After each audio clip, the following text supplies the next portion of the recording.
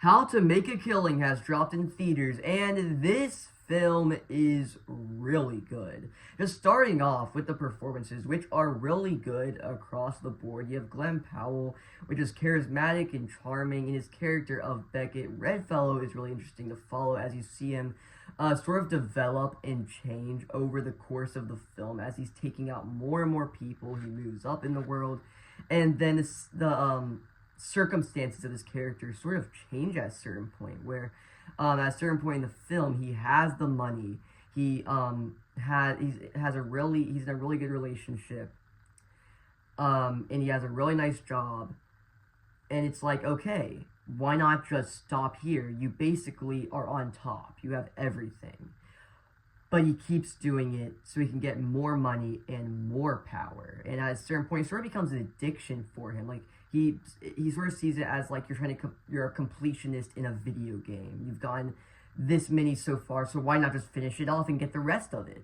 Despite the fact he already has all of this, and then by the end, he ends up going all the way through with it and ends up losing it all. And then the place he's at the very end of the film, again, because this story goes in a lot of directions I really was not expecting. It takes some very interesting turns and some things I really didn't think it was, a lot of places I really didn't think it was going to go to.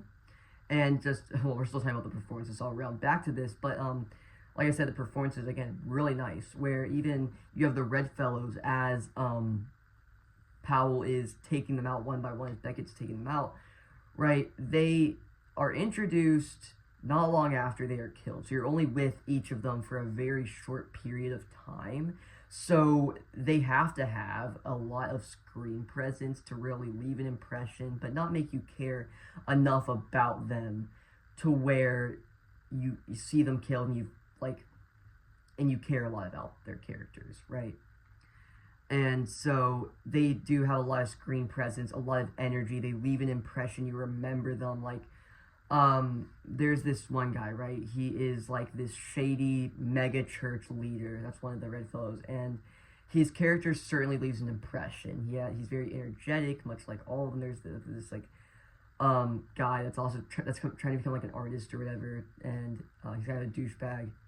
All of them are, but like nonetheless, they're really fun to watch on screen. The chemistry between all the characters works super well, and I really think the standout of the film is actually Margaret Qualley, where her character sort of has this presence lingering over the entire film from beginning to end, and I was really wondering, where are they going to take her character? What direction are they going to go with her character? Because at a certain point in the film, I was like, okay, they could go a few directions with her character, but her place in the story really wasn't seen by that point. But where they end up actually going with her character by the end of the film, I found fascinating. And when her place in the story becomes fully realized, I think it worked really well. And her character, Margaret Qualley really just steals every scene she's in.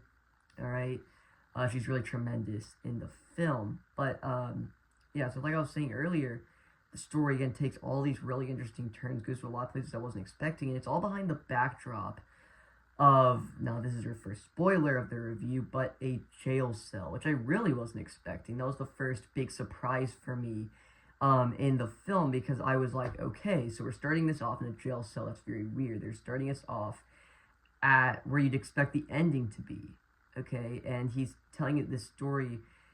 He's on death row, and it's finally his turn, but before he dies, he's going to give his story to this priest, this confession, if you will. And so he's telling this story, and that's kind of like the backdrop for the film. He's telling the story, and that's what you see in the film. But then it rounds back to where he ends up getting arrested, goes back into the jail cell, and that's, by that point in the film, you realize he's not in prison for the Redfellows murders. He's in prison for this one random guy that he sort of like shoved at a certain point, right? Towards the end of the film. This random guy. It was like a split-second thing. And then he ends up getting out of prison at a certain point after he gives this confession, which the priest can't reveal. So then he's just free, and Margaret Qualley's character is in there and plays a part in it. And I thought the place where they end the film is very interesting and sort of leaves you in a position where it creates conversation about the ending, about Glen Powell's character, and about money and power and what that can do to somebody, and how that can change someone.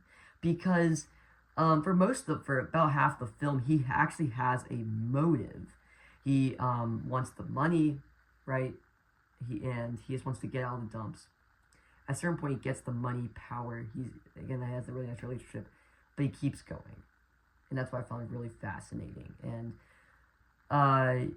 yeah, on a technical level, this film is also just tremendous.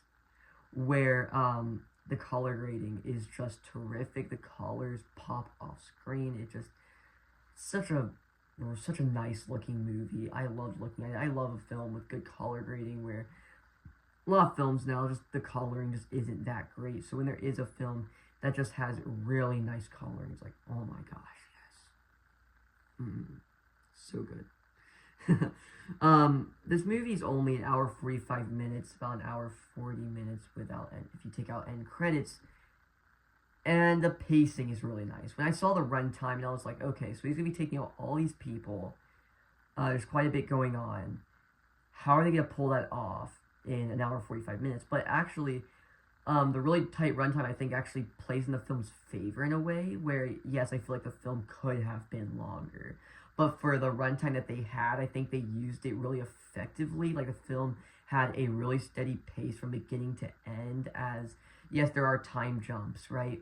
And it's not done like, oh, 1 year later or this many months later, whatever. It's just, it happens naturally. Like, you can see him, like, his hair changes, or his job title seems to be moving, like he got promoted, or he has an engagement party, or where you met the girl earlier in the film. You can see like those time jumps, or maybe there's just an offhand mention, oh, that was 1 year ago, or that was much time ago. It feels natural, like a natural progression of time. And yeah, so I thought it all flowed really well. Could have been a hair longer, I would not have minded it, just because this is a very enjoyable film. But nonetheless, this film's great. I literally could not recommend this film enough. There's so many nice original movies in theaters right now that you should 100% go and check out. I mean, why not? Just go to the movie theater, please.